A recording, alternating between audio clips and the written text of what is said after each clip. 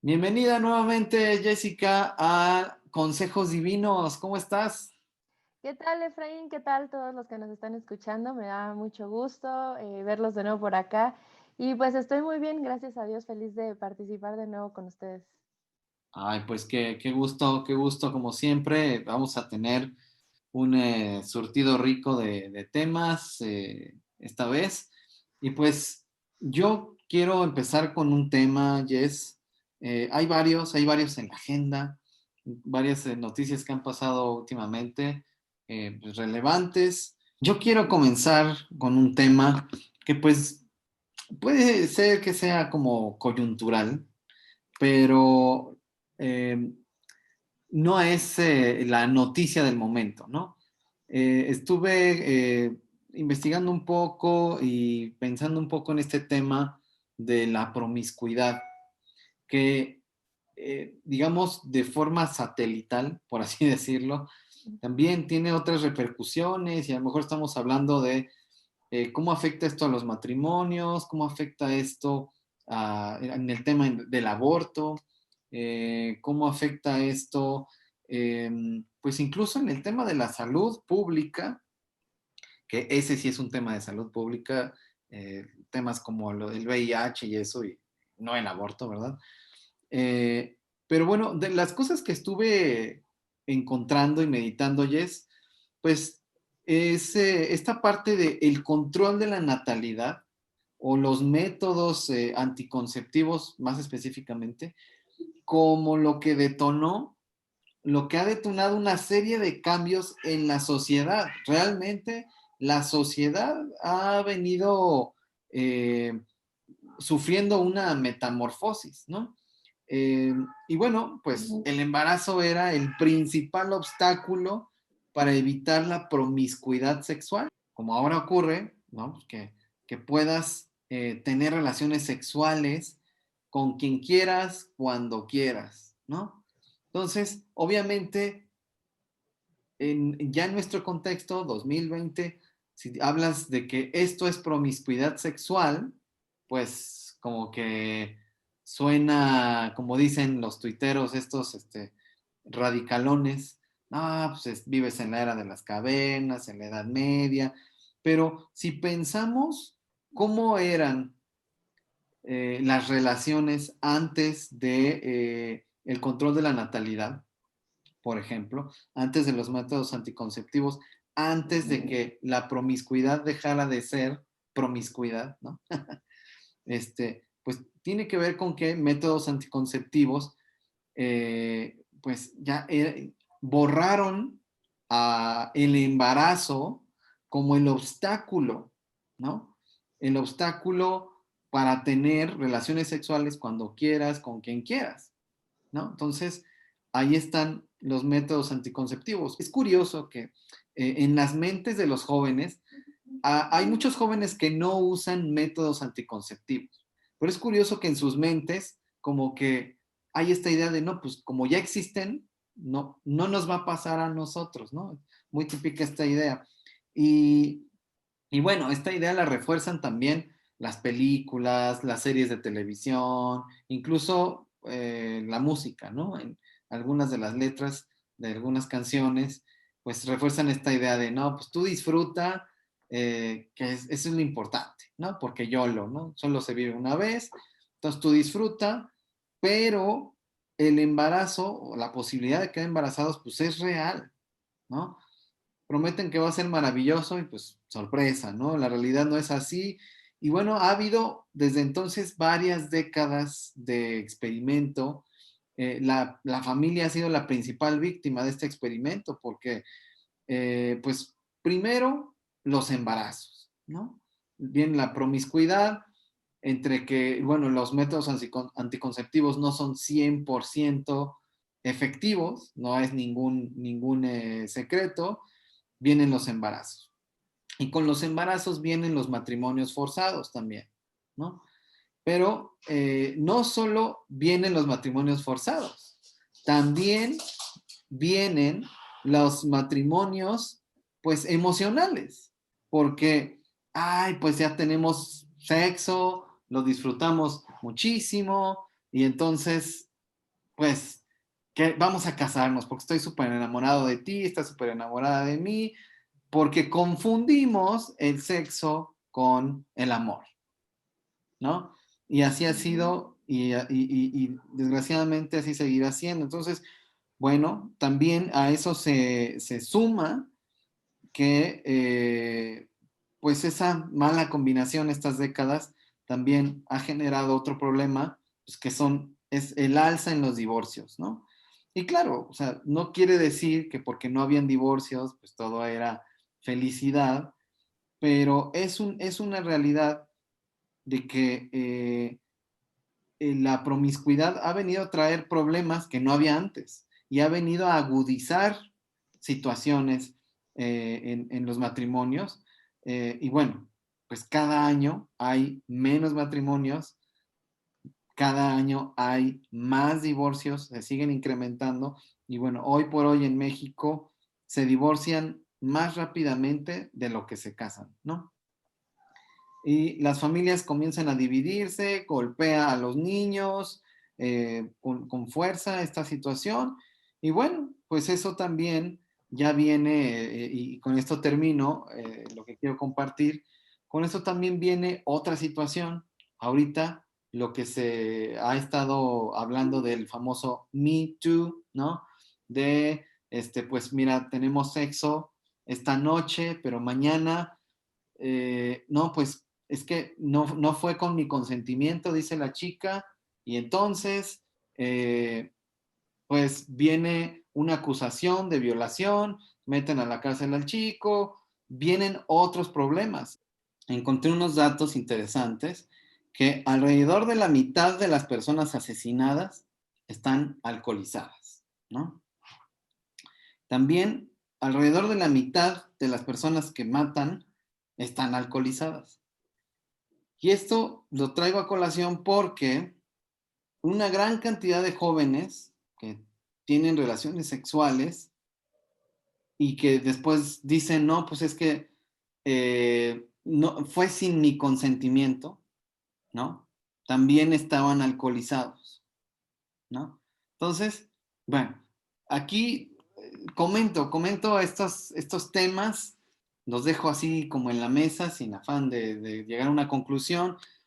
Pero creo que como jóvenes cristianos sí tenemos que hablarlo, ¿no? Como, porque hay promiscuidad sexual entre los jóvenes cristianos, ¿no? Es un hecho. Y, y bueno, pues también hay, digamos, actividad sexual entre parejas de novios, son cristianos, ¿no? Los chicos, pero como está este rollo de, no, pues es que ya nos vamos a casar, pues ya, ¿no? Pues vamos a hacerlo, pues total, pues solo nos vamos a adelantar un poquito, ya, que muchos de ellos ni se casan, ¿no?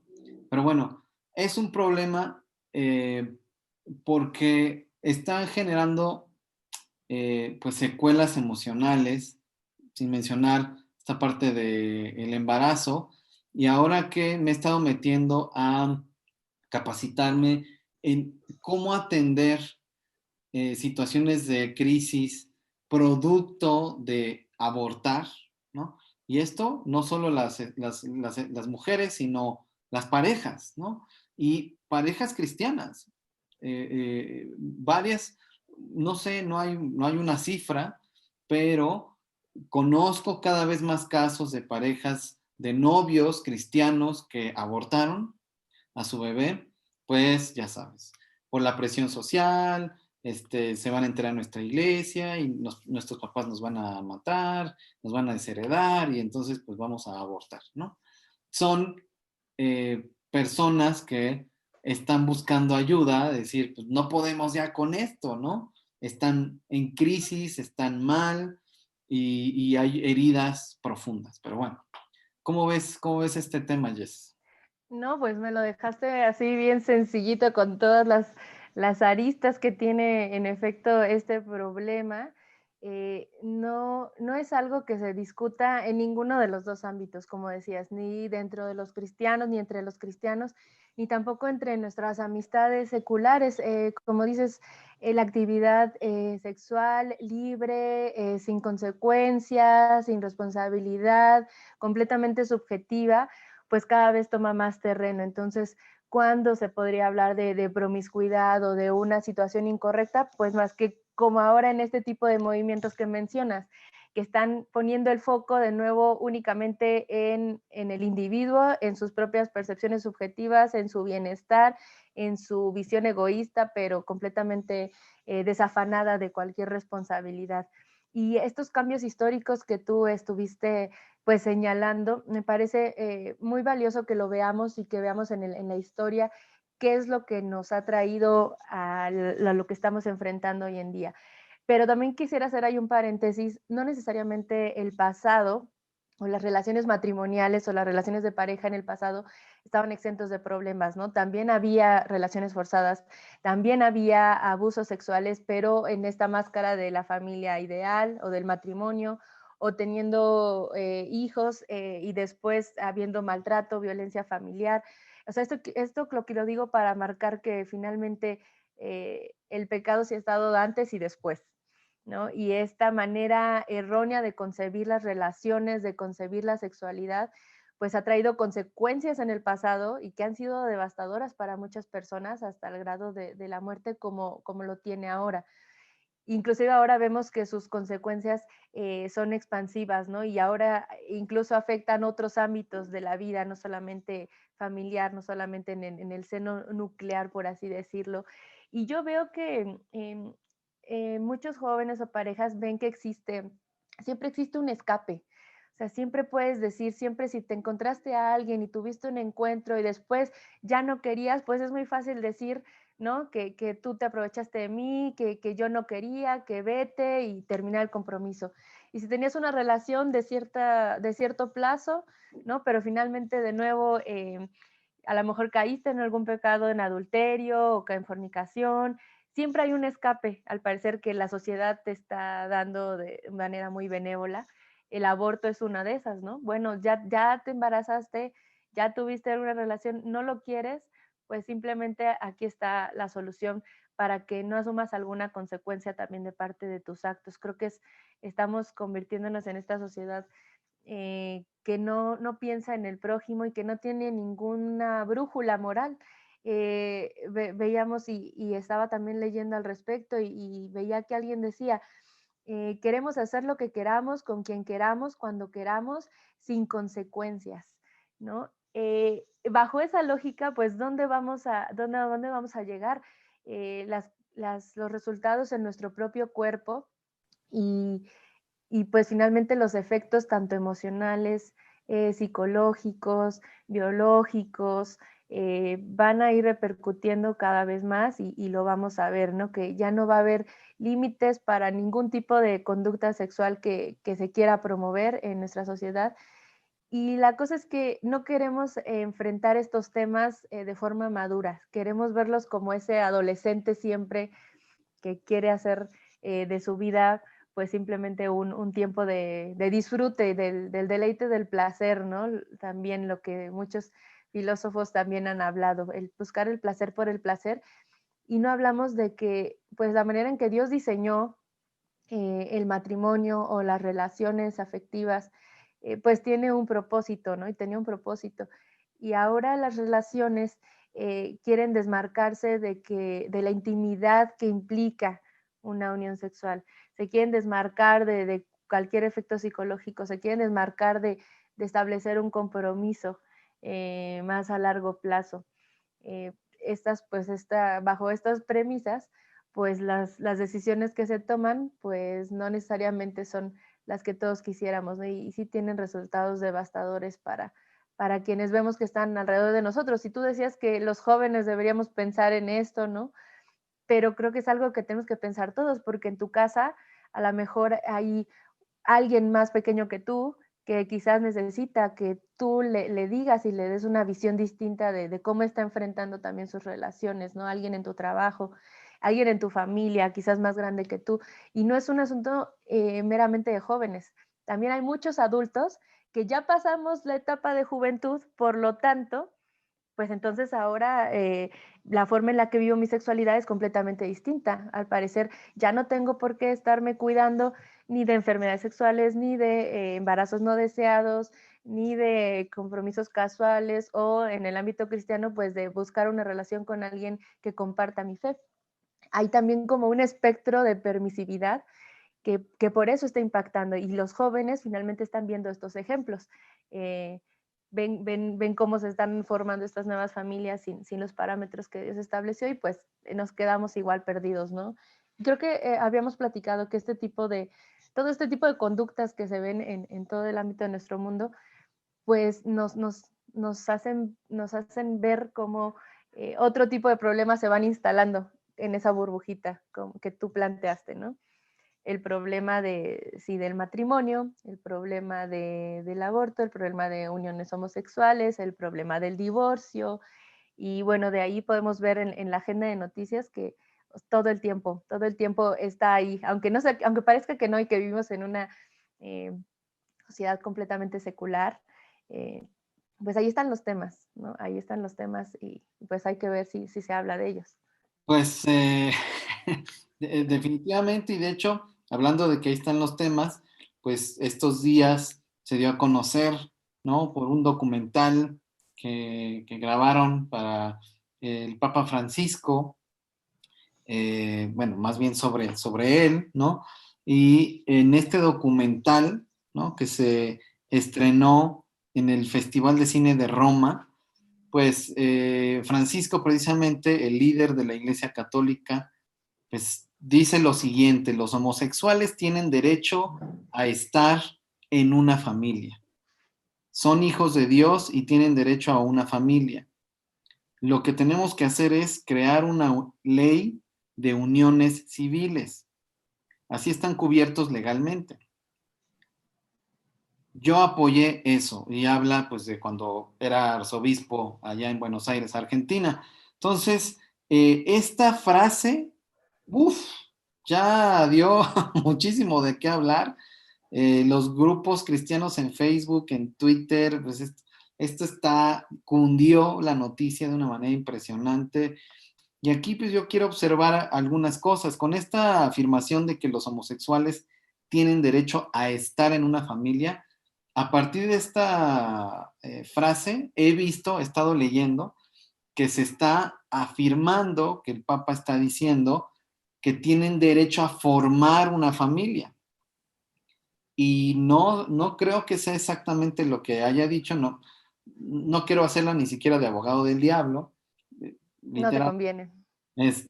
Pero lo que estoy leyendo aquí es que tienen derecho a estar en una familia. Pero recuerdo que también había comentado que los homosexuales son hijos de Dios, Sí, claro. ¿no? Que deben tener cobertura legal y que deberían tener sí un esquema para una mejor convivencia civil, Ujú, ¿no? ujú. En ese sentido. Pero sí, como dices, la frase en realidad sí fue así al aire, ambigua, ¿no?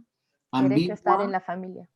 exactamente. Parece que está diciendo que a lo mejor aludiendo a esto que pasa en muchos hogares católicos de, mi hijo es homosexual, lo he hecho de mi casa, ¿no? Y entonces pudiera estar aludiendo a eso, que tienen derecho a estar en una familia, es decir, tratando de conciliar un poco en esta cuestión familiar de que si un hijo o una hija pues, es homosexual, pues no correrla de casa, no cortar el lazo familiar, pudiera ser algo que pues sí es muy común en hogares católicos y evangélicos también, sobre todo, pues también de corte más legalista, hay que decirlo. Con lo cual, por ejemplo, yo pienso que, y sé como consejero bíblico que en muchos hogares evangélicos pasa que, pues mi hijo es homosexual y lo echan de la casa porque fue formado en una tradición evangélica, pero, o sea, lo que yo me pregunto en esos casos es, ¿por qué en ese caso en específico se llega a una decisión tan brutal para una familia, ¿no? Porque supongo que, o sea, todos como hijos mentimos, como hijos eh, practicamos algún pecado diferente, y sin embargo, ni siquiera somos confrontados muchas veces en cuanto a la práctica de un pecado, pero en este caso las consecuencias son tremendas para un hogar, ¿no? Cristiano, por así decirlo. Entonces, bueno, se me hace que sí como evangélicos deberíamos estar hablando. Eh, por ejemplo, como en el tono en que ahorita lo estamos diciendo, y bueno, hay quienes han interpretado que él está como abogando, Francisco, por esta cuestión de que los homosexuales puedan, y luego con esto de las uniones legales, civiles, pues que puedan formar una familia, que aunque no lo haya dicho, pues es el camino. Primero se hacen las uniones civiles y eso tarde o temprano va a abrir la puerta a, por ejemplo, cosas como la adopción. Bueno, pues aquí ya algunos estarán parados de pestañas, ¿no? Sí, por supuesto, porque pues polémico, fue muy polémica esta declaración y pareciera que fue lanzada con ese propósito, precisamente, de que todos pudieran pues decir algo al respecto, cada quien está jalando agua para su molino, dicen. En el área política, pues hay quien está diciendo, entre los grupos católicos, quienes en realidad quieran pues avanzar este tema de forma legislativa, pues lo tomarán de una forma y quienes no, pues lo tomarán de otra. De nuestra parte, creo que hay que darle la justa importancia, ¿no? Y la justa medida. Es una figura muy importante, aunque no quisiéramos aceptarlo, o aunque alguien sea un acérrimo pues detractor que no quiera hablar de este personaje, pues en realidad es una figura que tiene mucho peso y mucha influencia en esta religión, ¿no? Y lo que dice sirve para, pues, finalmente actuar de forma estratégica, pues sí, sobre lo que se quiere lograr en las sociedades, pues, hispanas sobre todo, ¿no? Y bueno, y que son seguidoras de la religión, de esta religión. Creo que su afirmación en esta ambigüedad que decide tener, pues nos pide de nuevo volver a cuestionarnos nosotros también qué es el matrimonio, qué son estas uniones civiles, porque hay quienes podrán decir, pues claro, o sea, es que homosexuales y nosotros también lo podemos defender, homosexuales y cualquier persona tiene derechos humanos, tiene que ser protegido por el Estado. Bueno, eso no implica que nosotros comencemos a apoyar un discurso que busque esta unión como matrimonio, ¿no? Y como figura familiar. Habíamos platicado que tampoco podemos cegarnos y decir que nuestro país, por ejemplo, entiende matrimonio como lo entiende la Biblia. La verdad es que no le da el peso, no le da la importancia, tan es así que lo mencionaste, pues ahora que mencionaste que divorciarse era mucho más rápido que en otros tiempos. Bueno, pues porque es verdad que el Estado no está guiado y no está regido por los principios bíblicos, pero nuestra labor finalmente como parte de esta sociedad sí es buscar que en lo que a nosotros respecta, pues se puedan seguir estos lineamientos que sabemos que son buenos para todos, para cualquier tipo de individuo. Pero sí creo que es difícil que podamos nosotros exigir que alguien asuma lo mismo que nosotros de lo que es un matrimonio, ¿no? Claro, ese es un punto muy importante, o sea, porque cuando a un no cristiano te escucha hablar sobre matrimonio, pues esa persona tiene un concepto y tú tienes otro concepto. Ahora, hay que decir que ni siquiera como cristianos, muchísimos, digo, también en la parte de la consejería, te das cuenta que muchísimos cristianos evangélicos que van todos los domingos a la iglesia y que son de tradición cristiana y ni siquiera saben bien a bien qué es el pacto matrimonial, ¿no? O sea, no lo tienen claro, no lo pueden explicar, no, a veces ni lo pueden entender Ujú. para pronto. Entonces, y esto es grave porque el pacto matrimonial como concepto, pues deriva pero naturalmente del Evangelio, ¿no? Claro.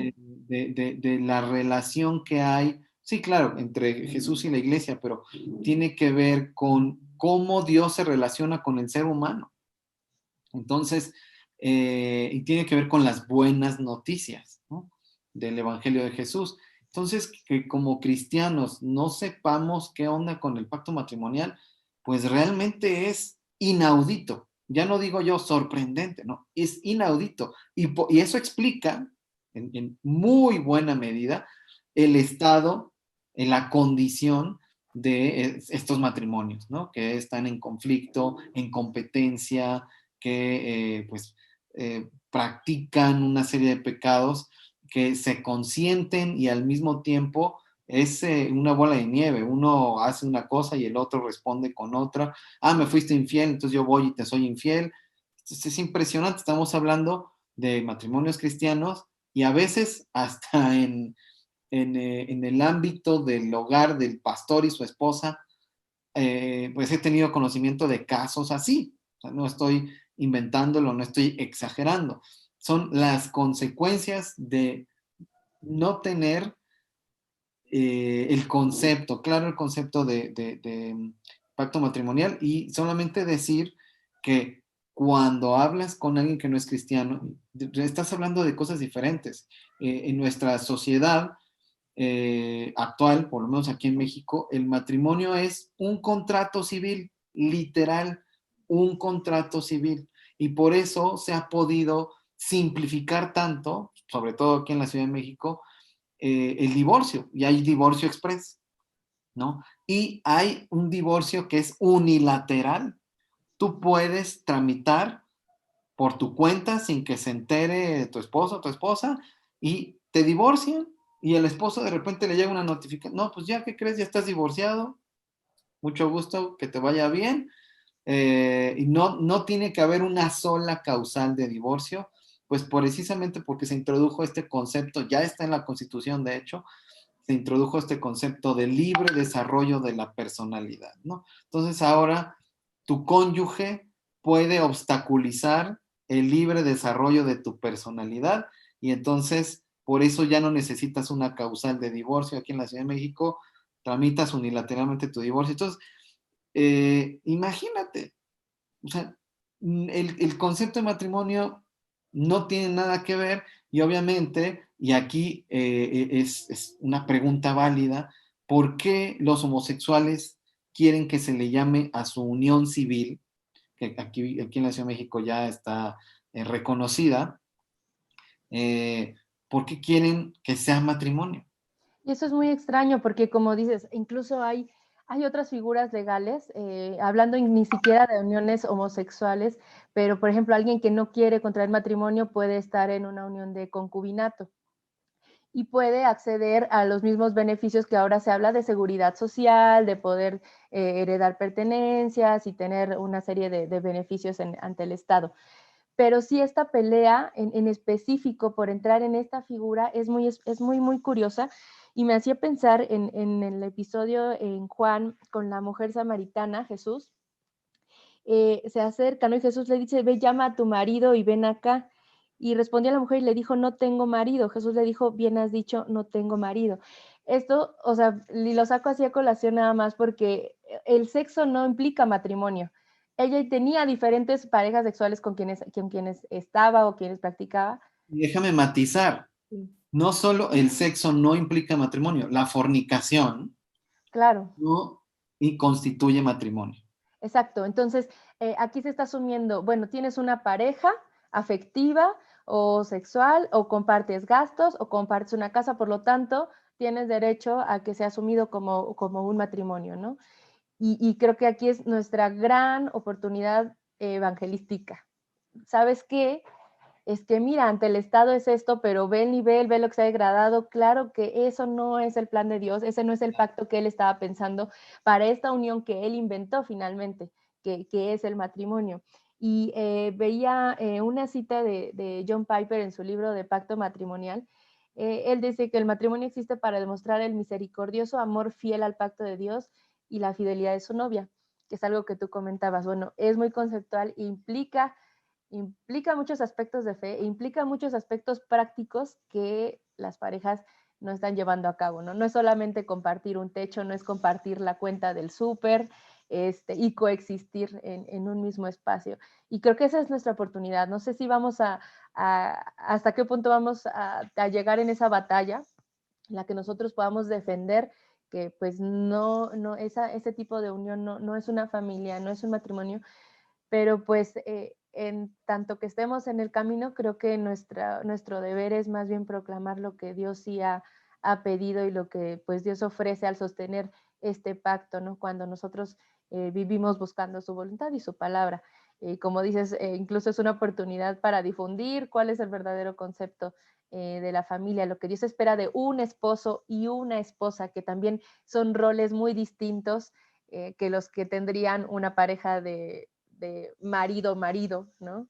Claro, Este, de hecho, en cuanto al tema de la adopción, lo que la gente pues estamos en contra del matrimonio homosexual, el argumento es que no es que el derecho no es de la pareja homosexual a adoptar. El derecho es del niño huérfano de tener padre y madre, de tener una familia. Ahora, aquí el argumento, el contraargumento es que, pues, no son perfectas las familias heterosexuales, ¿no? En las que hay claro, padre y madre, no son perfectas, entonces, que de hecho, pues hay muy malos padres que son padre y madre y que eso no garantiza nada, pero aquí se está hablando del derecho a contar con la figura paterna, a contar con la figura materna. Y bueno, las instancias como el DIF, etcétera, los DIF estatales, pues son los encargados de verificar que esa familia, esa pareja o esa familia ya constituida, pues le den una familia de la cual carece al huérfano, que es el derecho es el del huérfano. Pero fíjate, quiero comentar algo muy rápido en cuanto a esta parte de lo que dijo Francisco, y dice esta nota de El País, dice, la posición de Francisco sobre la integración de los homosexuales en la iglesia ha sido siempre algo ambigua, como es costumbre ya con Francisco. Dice, pero mucho más avanzada que la de sus predecesores. La primera vez que habló de ello como pontífice fue en un vuelo de vuelta de su viaje a Brasil en 2013. Entonces dijo, y aquí cito lo que dijo Francisco, si una persona es gay y busca a Dios y tiene buena voluntad, ¿quién soy yo para juzgarlo? Y explicó, y aquí ya terminó la cita, explicó también que dicha orientación sexual, la homosexualidad, no era un pecado, la orientación sexual, sino que el pecado lo constituyen los actos homosexuales, como la pedofilia, ¿no? Ah, yo soy pedófilo, no es, y lo que te dicen es, no está mal ser pedófilo, lo que está mal, pues ya es tener relaciones con niños, o sea, los actos. Y esto es un engaño tremendo, porque se está asumiendo que se nace, que es parte de tu naturaleza y que es irreversible, que es lo que la ideología de la autopercepción dice. No, tú naciste homosexual, ya es irreversible porque así naciste. Aunque no hay pruebas científicas para ello, no hay realmente estudios concluyentes en cuanto a esta, que digan una aseveración tal, ¿no? Y además, la ideología de la autopercepción lo que sí afirma es que nadie nace hombre y nadie nace mujer, ¿no? Sino que tú puedes biológicamente ser mujer y ser cualquier otra cosa de los más de 100 géneros que existen, que según la Organización de las Naciones Unidas hay, este, tú puedes. Entonces, aquí hay una contradicción brutal. Entonces, imagínate decir que un homosexual, pues, su orientación no es un pecado, ¿no? Entonces, nace, así es, ya es una naturaleza que no se puede alterar y eso es una gran, gran mentira, ¿no? sí, bueno, todo va pues bajo la misma doctrina, ¿no? Que ellos manejan, que es una doctrina de salvación por obras. Por lo tanto, tiene sentido que ellos desmarquen completamente la naturaleza real de la persona y solamente importe lo que hace, porque finalmente cuando haga otro tipo de cosas, pues para ellos el problema se habrá solucionado. No tienen un interés, pues sí, en realidad por cambiar la identidad, y no solo porque ellos tengan el interés por cambiar, vaya, no tienen la convicción de este Cristo que te hace una nueva persona, ¿no? Y que finalmente en Él es en que podemos tener, pues, desmarcarnos de eso que creímos que habíamos nacido y que siempre íbamos a ser, ¿no? Un homosexual, un mentiroso, yo siempre voy a ser así, un borracho, siempre voy a ser así, una persona agresiva. Es muy triste, la verdad, creo que más allá de la polémica que hemos visto que desató y que hemos estado platicando, creo que sí es muy triste que pues se esté pregonando y se esté asociando esto incluso con Cristo, ¿no? Con la cristiandad, con lo que dice la Biblia. Finalmente las personas, para algunos serán buenas noticias porque verán las puertas abiertas, ¿no? Para continuar su vida como sigue. Eh, pero pues para otros será un rechazo, ¿no? Un nuevo rechazo y seguir rechazando por estas incongruencias que ellos consideran que están en la Biblia, pero la verdad es que no, o sea, la Biblia no lo dice. Y pues que Dios nos dé la oportunidad de aclararlo y como iglesias, pues aprovechar estas ventanas para proclamar la verdad. Claro, claro, es un compromiso del matrimonio, pues ser un matrimonio que refleje la gloria de esta institución, de la gloria que Dios puso en el matrimonio, que es una preciosidad. O sea, que eso no significa que no sea difícil vivir en matrimonio, es algo, y siempre lo decimos en las consejerías matrimoniales, en las conferencias o en los talleres con matrimonios, decimos, es muy difícil, la vida matrimonial es muy difícil, pero puede ser fácil, digamos, en el sentido práctico, si vives el Evangelio, ¿no? Si vives el Evangelio, eso que te parecía tan difícil del matrimonio cambia absolutamente. Ves el matrimonio con otros ojos, lo vives de una manera completamente diferente. Da para mucho el tema y nos estaríamos aquí horas y horas. Pero bueno, yo quiero contarte que hay un grupo, una secta que se llama Kingdom Salvation y Suena que, grupo de rock. sí, ¿verdad? Y que, bueno, su página web se llama kingdomsalvation.com y hice contacto con ellos en Twitter, tengo que decirlo. Y ahorita justamente, fíjate cómo comenzó la conversación, me siguió, yo seguí a esta persona, están abriendo cuentas en redes sociales en una forma brutal en América Latina, obviamente ya tienen presencia en todos lados. Ahorita nos platicarás sobre lo que supiste sobre los orígenes de este grupo y tienen nombres latinoamericanos, o sea, son personas con rasgos asiáticos, pero tienen nombres, fíjate, este nombre ya lo cambió, no me acuerdo cuál tenía, pero ya aquí ahora se llama Azul Bravo Bustamante. O sea, además Vaya. porque no son personas pues de latinoamericanas, no lo son. Incluso cuando se comunican contigo no pueden ni siquiera hablar muy bien el español, ¿no? Y están solamente copiando y pegando mensajes de acuerdo a lo que tú les estás diciendo. Eh, Abrí conversación con Azul Bravo, que bueno, pues es una asiática que está en redes sociales para convencer a las personas del mensaje que ahorita les voy a platicar, y le escribí un mensaje privado en Twitter y le dije, hola, háblame más de la segunda venida de Jesús, porque están compartiendo información todo el tiempo sobre la segunda venida de Jesús. Le dije, oye, pues háblame más. Y me envía una liga de es kingdomsalvation.org, no es com, sino org. Y es un copy-paste de citas. Ellos le llaman Dios Todopoderoso a Jesús. Ellos dicen que Jesús ya se encarnó, ya regresó a la tierra en carne, ya regresó, ya está aquí, y le llaman Dios Todopoderoso. Y entonces te echan unos rollos que no dicen nada, no dicen abiertamente Jesús ya está en carne, está en la tierra, está en Corea, ¿no? Corea del Sur. No dicen nada, pero están echándote un rollo de que las palabras de Dios, o sea, muy sutilmente se meten, parece que están hablando tu lenguaje, pero ellos traen la consigna de que tú caigas en esta cuestión. Y le dije, oye, explícame más de lo que has dicho, ¿no? Porque menciona en su respuesta, que es un rollo totote, menciona que Dios volvió a la carne. Y le dije, oye, pues explícame más cómo es esto de que Dios volvió a la carne. Y le pregunté, ¿Jesús volvió ya? Y me responde, amén, alabado sea el Señor, ¿no?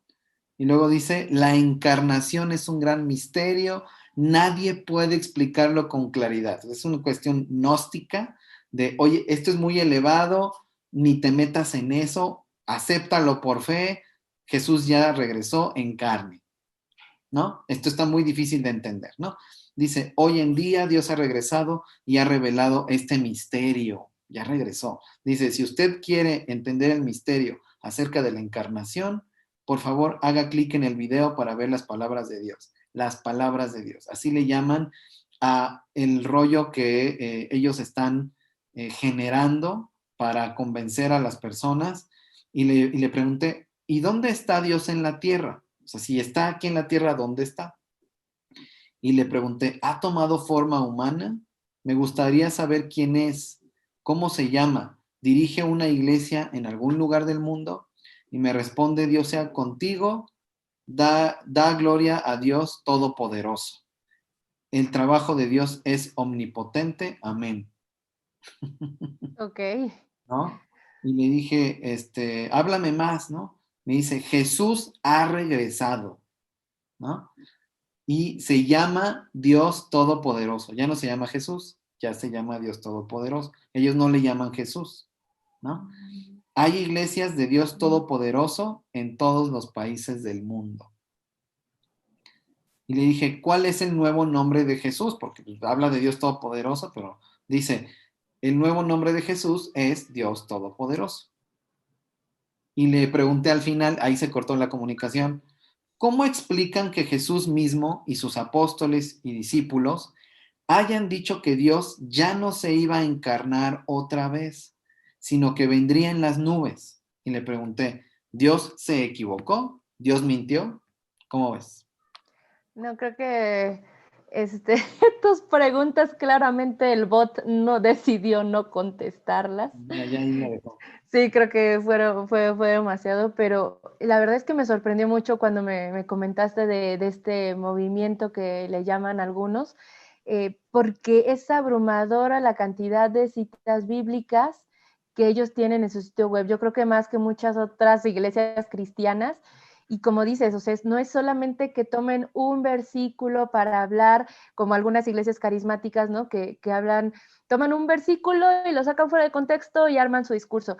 Aquí tienen uno tras otro, pero como dices, aún así en completa ambigüedad.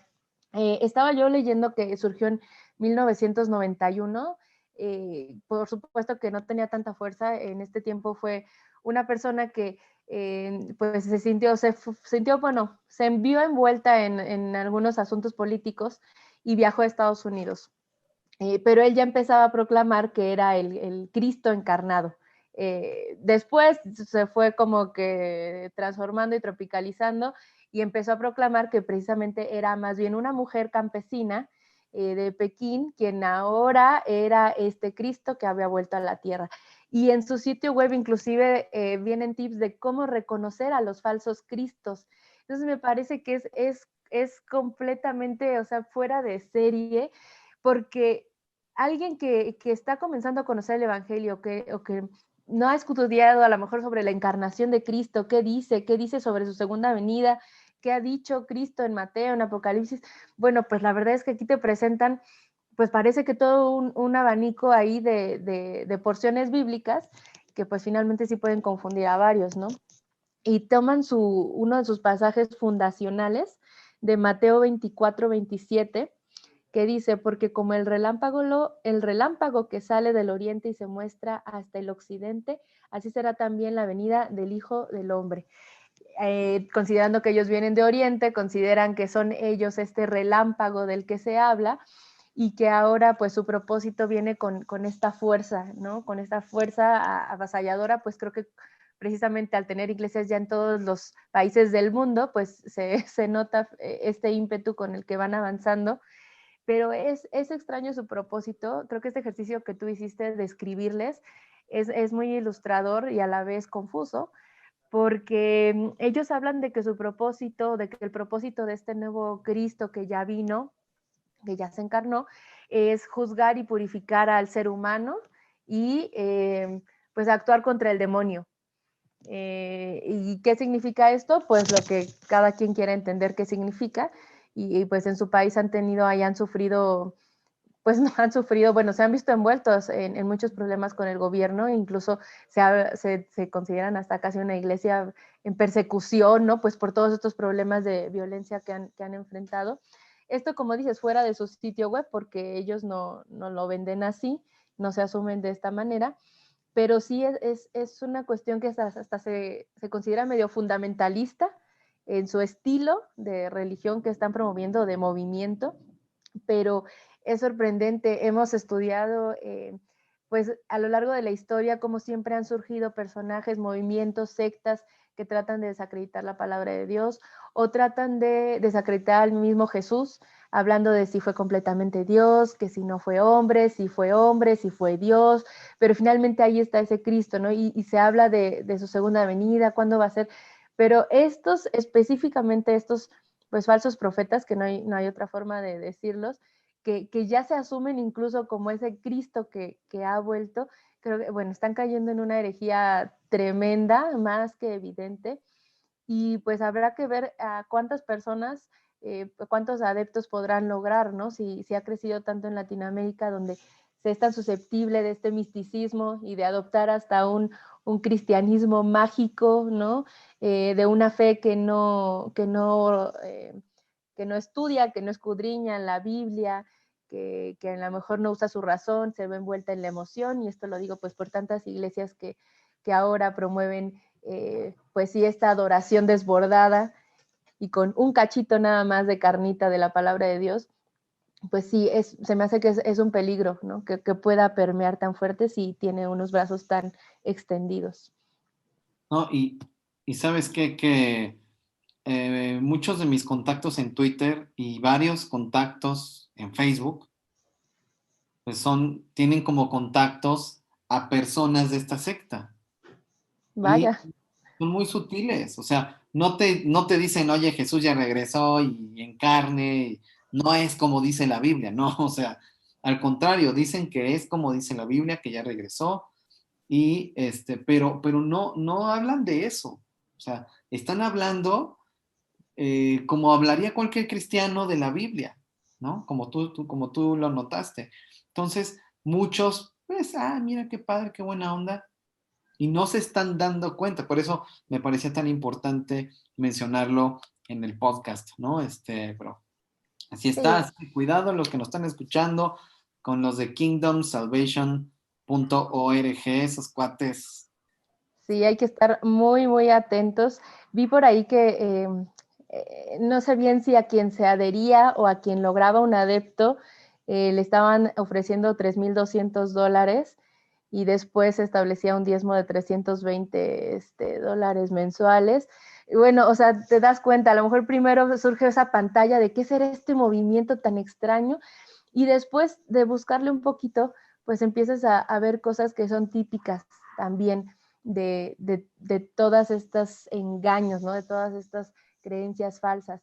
Creo que pues si algo también podemos llevarnos es que pues necesitamos saber cómo identificar estas falsas sectas o estos falsos profetas que usan la Biblia. O sea, ya ni siquiera es que usan otra cosa, o sea, están usando lo mismo que nosotros. Entonces, bueno, quisiera compartir, aprovechando nada más estos pocos minutos que quedan del podcast, son 3 señales de cómo identificar a los falsos profetas, así como de receta. Pero bueno, se puede profundizar mucho, pero bueno, para no quedarnos tampoco así, ese es del libro de Fuego Extraño de John MacArthur. Y bueno, él dice en primer lugar, quien se autoproclama profeta lleva a la gente a una falsa doctrina o herejía, ¿no? Entonces aquí pues obviamente vemos que es falso o es una herejía el decir que Cristo ha vuelto, pues sí, no concuerda con todo lo demás de la Biblia.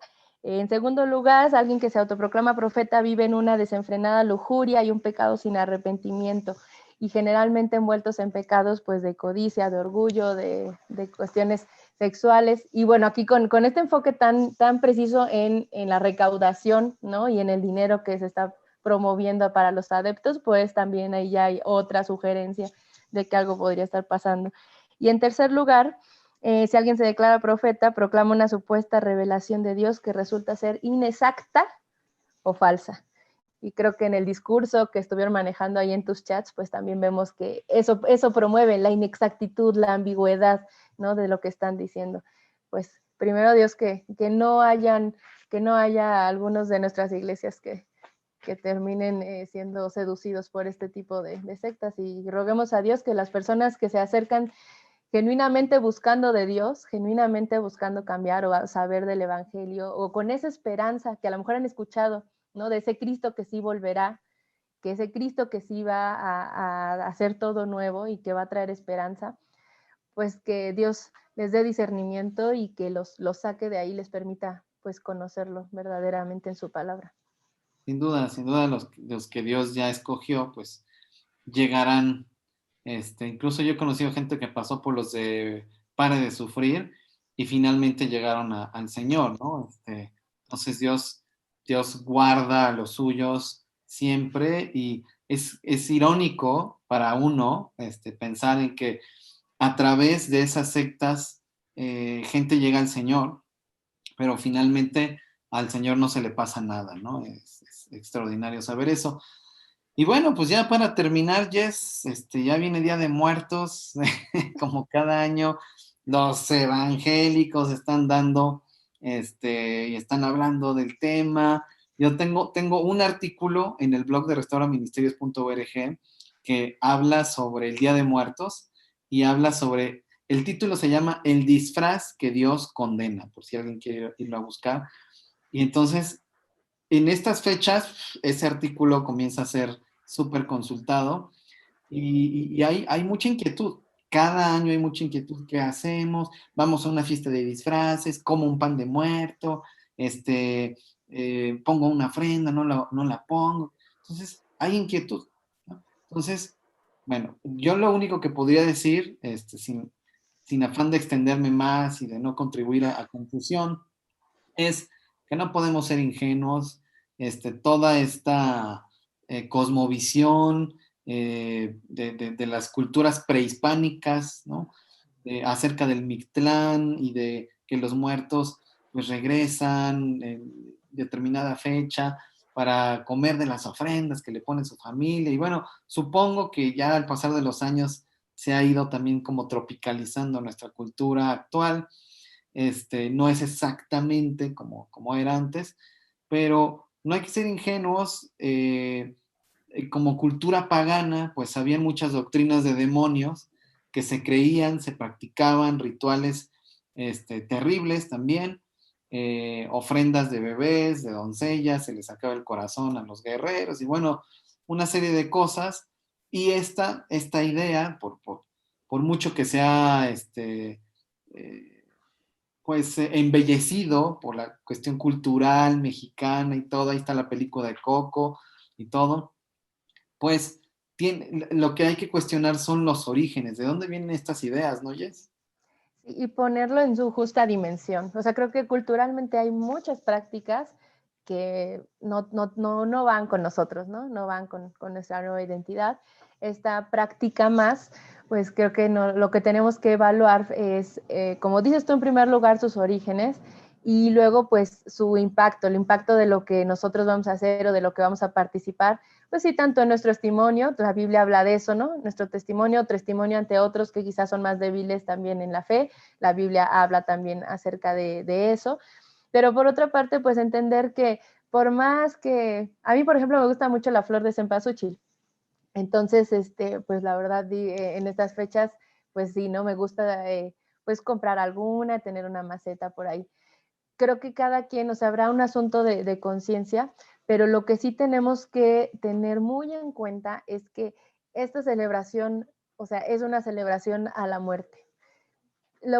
Alguien podrá enfocarlo más hacia esto, más hacia otra cosa, pero aquí en nuestro país, ¿no? En México, se habla mucho de una creencia de que la muerte es transitar, ¿no? De que un alma puede volver y comer sus comidas favoritas, inclusive se les pone una ofrenda, un altar, ¿no? Ya si lo demás ya se te hubiera pasado, pero simplemente el poner una ofrenda, un altar, bueno, la Biblia está plagada de palabras de Dios, hablando del Dios celoso que busca que pues a Él es al único al que le ofrecemos, ¿no? En ese sentido. Literalmente lo que significa, lo que es, se quiera o no aceptar o ver, es un acto de adoración, tal cual, aunque sea, ay, mira qué bonito, vamos a ponerle papel de China picado, es un acto de adoración como tal, las fotitos se ponen y todo, en Sí, ignorancia o no,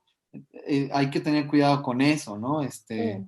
Bueno, no es lo mismo que comer un pan que se llama pan de muerto o usar unas flor de cempasúchil, que es algo que creó Dios, ¿no? Claro, sí, sí, sí. O sea, estos son elementos finalmente que están en la creación, que hay que quitarles esta parte mítica también así, o de estar creyendo que los objetos en sí poseen algún tipo de poder.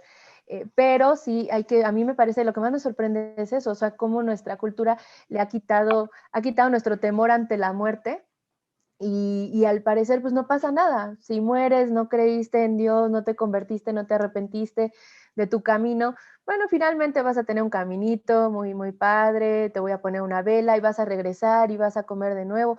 Y la Biblia habla de eso cuando habla en el pasaje con Lázaro.